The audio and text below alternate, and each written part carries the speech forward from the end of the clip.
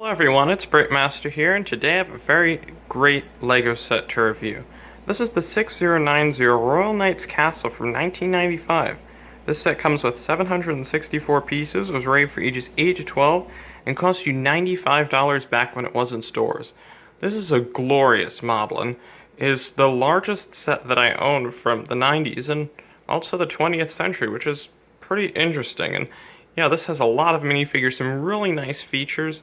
It is a very interesting and good-looking design. So, yeah, let's get into the instructions to be the first part of the review. Alright, so here are the instructions, and they are quite large, which is something that you usually see in a set of this size.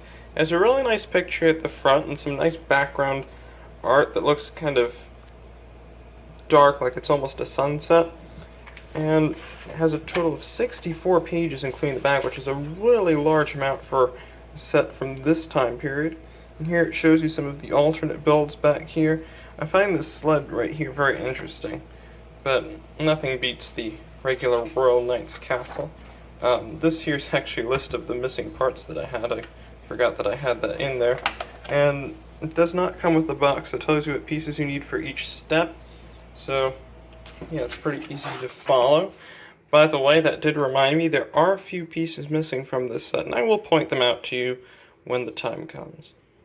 Alright, so here are the minifigures that come with this set. There are a total of 8 that I have, but they're really supposed to be 9 because there's supposed to be another one of this minifigure, but unfortunately the seller was lazy and did not give me all of the minifigures, which is something I'm a bit disappointed in. But anyway, let's look at the first one here. This is the King. Very nice minifigure right here. Some nice torso printing. Has a chrome sword, which is not peeled or anything, unlike my King's Carriage ambush set from 2010 or 11, which did have that problem. It's a nice crown. You can see he has some red facial hair and regular hair. And here at the back, you can see he has this really nice cape that has the coat of arms of the Lion Royal Knights. And right here is his horse. Very nice looking animal. Of course, has the old style mold for the horse. Has some really nice, I think that's called barding or something like that. I'm not sure, but of course there's some clips on either side so you can put some accessories on there. The next minifigure over here is a knight. And he looks quite nice as well. It's a very large shield, has some chainmail armor as well, has a lance with a banner, and has a nice white plume. If you take off his black helmet, you can see he has a regular face. Well, it's not regular, but it's not too special. It's used very often. And his horse, right here, forgot to show you, is black. It has a red saddle, very nice as well. The next knight here is red, which is something I find sort of strange, but I actually kind of like it. Of course, that's what he looks like. Very nice minifigure. Of course, has a similar type of banner, except it's red instead of white. Has the same shield as the last knight, but a different torso, which is always nice to see. I like to see variation in these sets. But unfortunately, this horse is a modern mold, so the seller again did something wrong. But he has a blue saddle, and yeah, I guess he is a decent substitute for the regular horse that should have been in this set, which is brown, but just the old style. This style was used in things like The Lord of the Rings and those newer castle sets from 2013. Here is just a regular knight here, more of a soldier. He has the same torso print as the last knight, has a smaller shield, a gray helmet, this type of face, and a smaller sword. But I have to say, he's a very nice looking minifigure, and there are 2 of them, so I'll only show you one of each. Right here is a Spearman. He has the same sort of printing on his torso as the second knight, but he has black sleeves instead of the blue ones. He has some blue pants and a black helmet with a wooden spear, and he has the classic smiling minifigure face that was used in a lot of the older sets, but I don't mind them. I think they still look good. And right here is an archer, and there are two of them, so I'll only show you one of each. And this is what he looks like. He has that black helmet that I really like. It's discontinued, unfortunately. And he has a quiver of arrows and a bow, of course, which is really nice. He has some red pants and the same torso design as the last minifigure, but it's white instead of red. So, yeah, that's it for the minifigures. And I have to say, LEGO did a good job, but unfortunately the seller that I got it from did not. But anyway, it's great minifigures, and I like how there's a lot, so you can really have a good-sized army defending your castle. However, I did make a mistake in forgetting one important minifigure, and I can't believe I forgot him, but I thought that he'll have his own little special place, and that is the Ghost minifigure, which is a really nice figure.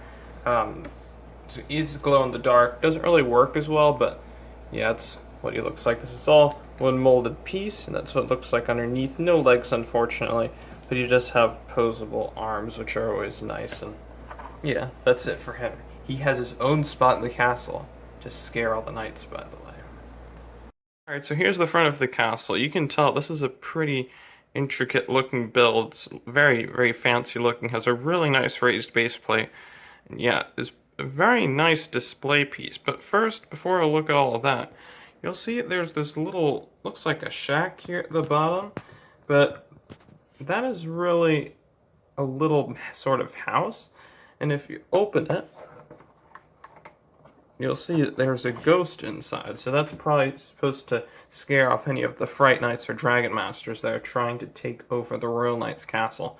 And the ghost is supposed to glow in the dark. I haven't really had much luck with it, but I think it's a really nice little feature. And as you can see, there's no real entrance to the castle. Just behind the archway there is the green base plate. So I think that's fine, really. It's just a little hideout for the ghost to be in. And I think it provides a nice little effect and looks nice next to the rest of the castle.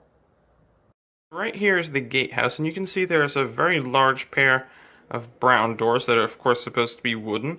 And overall I think the gatehouse looks really nice. I'll show you the rest of it later, but first there's a really nice function here at the bottom. So you can imagine that a knight is riding up and wants to enter the castle. So you can open up the doors, and by pulling a string, raise the portcullis, and this is definite, and you can ride in. But if he is an enemy, you can scare him off by pulling this one string back here, and a skeleton gets raised from the foundations of the castle, which is a pretty neat feature.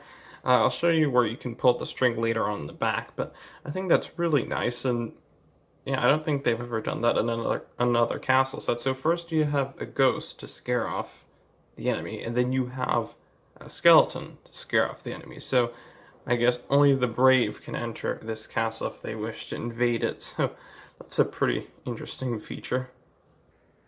So as you can see, there are multiple lookout posts here on the castle for quite a few minifigures. So if you have other Royal Knight sets, those minifigures can also help defend the castle. So as you can see over here, there is a crossbow, and that can of course be used to attack and defend your castle. Over here you can see there are some lamps right here to provide some sort of light, so you can see who's attempting to approach your castle. Here they have this really nice cloth banner, which is a little bit bent out of shape because this is a second-hand set.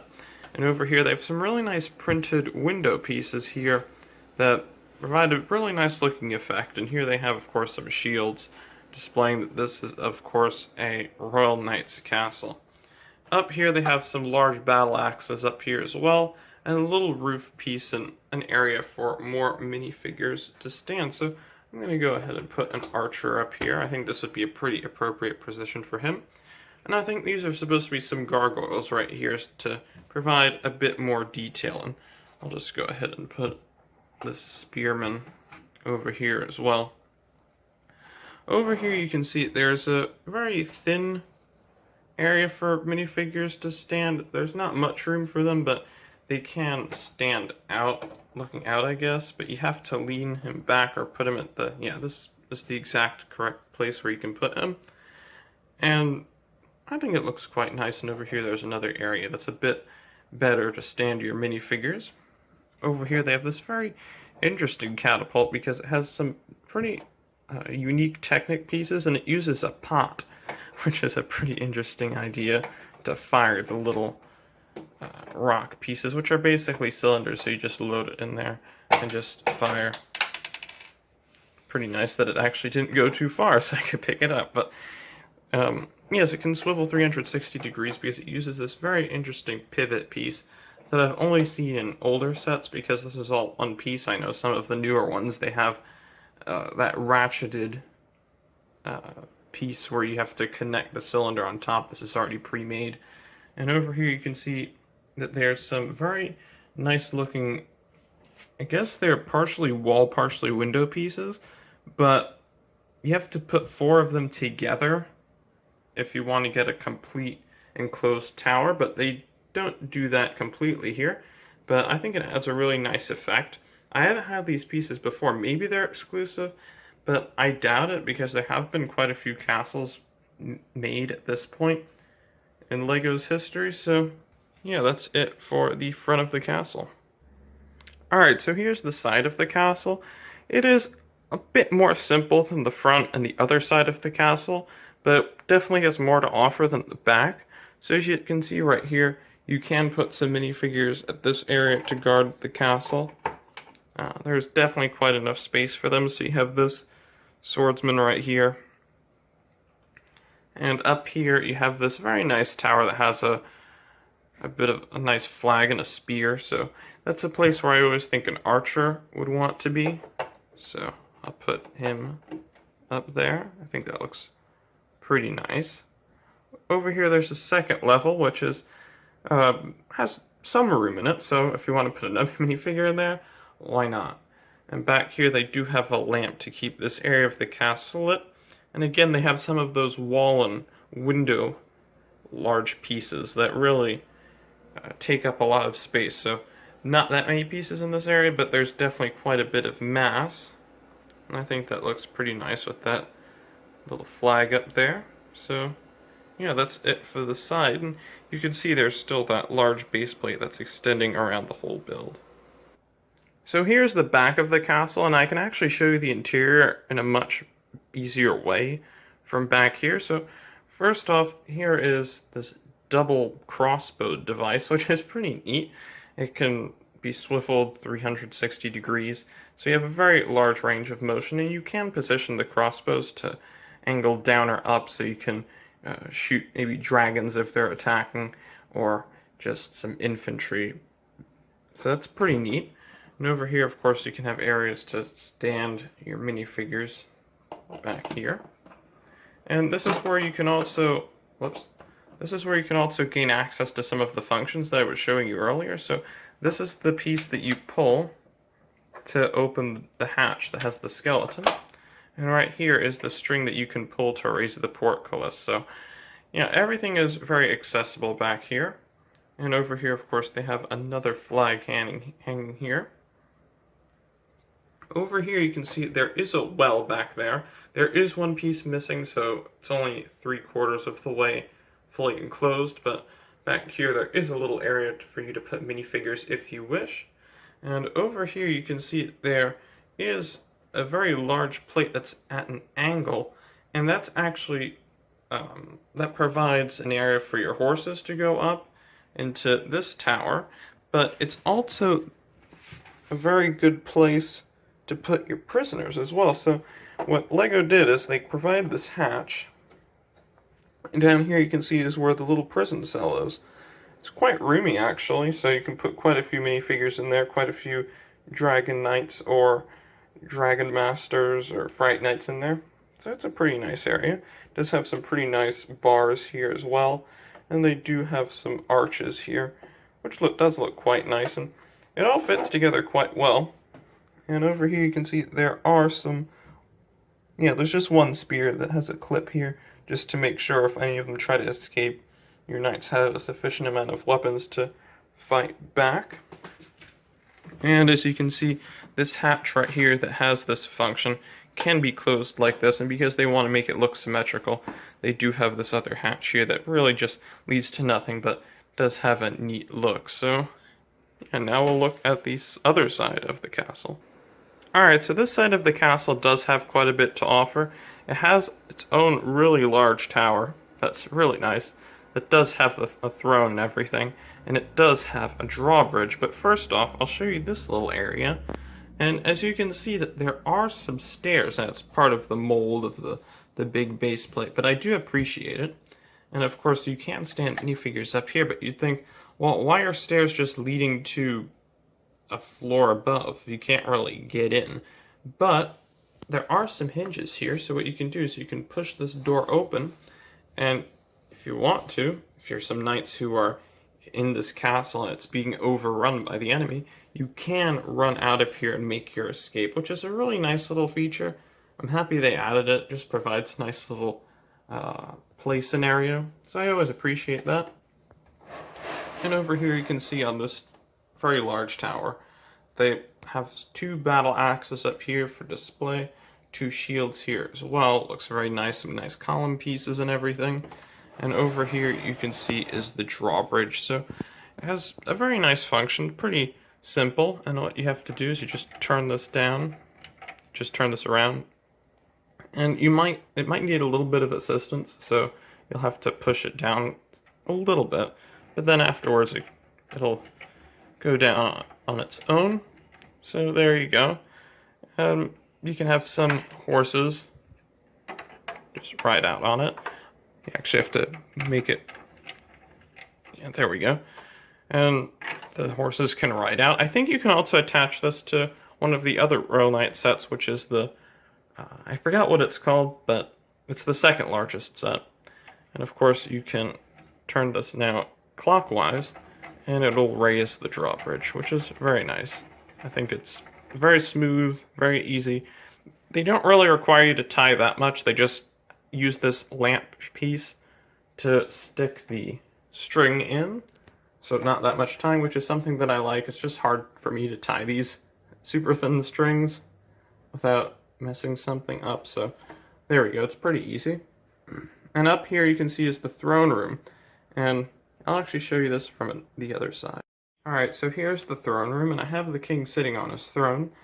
And the reason why this knight is here is if you have another knight from Dragon Masters or Fright Knights, and he's trying to assassinate the king, there is a function here, a trapdoor, that will send the knight falling. So if you pull this knob back here, the knight will fall here, and he won't be able to assassinate the king. So it's a pretty neat function. And up here you can see that there's some roof pieces and some banners, as well as more of those gargoyles that you saw before over there. And over here you can see that there is a barrel, which is quite nice. And over here you can see that there is a treasure chest. So the treasure is hidden all the way up there, which is a pretty secure area. But you can see it from the back, which is maybe not the best, but let me see if I can open this. Alright, so here's some just clear studded pieces, because I don't think they were making jewel pieces at that point, but I still think that's nice. So yeah, that goes up here, and yeah, that's basically it for the castle. Alright, so this is basically it for the castle. This was a bit harder for me to review because of all the strange angles and everything. I just wanted to make sure that I got everything on camera, but yeah, I hope you enjoyed this video. Stick around for more castle reviews. I don't have any more Royal Knight sets, so I think it's just Kingdoms and Castle that I have left. But yeah, I do quite like this set. It's probably my favorite out of the castles that have the molded base plates, because it's not really too cramped in there. I think that you can actually have a large army in there, and this is a pretty good display piece as well. So I would highly recommend this set. I would pay up to maybe $210 for this. I know this is a very expensive castle, goes for a lot, but I think that if you really want to have a solid castle from the 90s, this is the one to get. So yeah, that's it for this video, and I'll see you all later. Bye.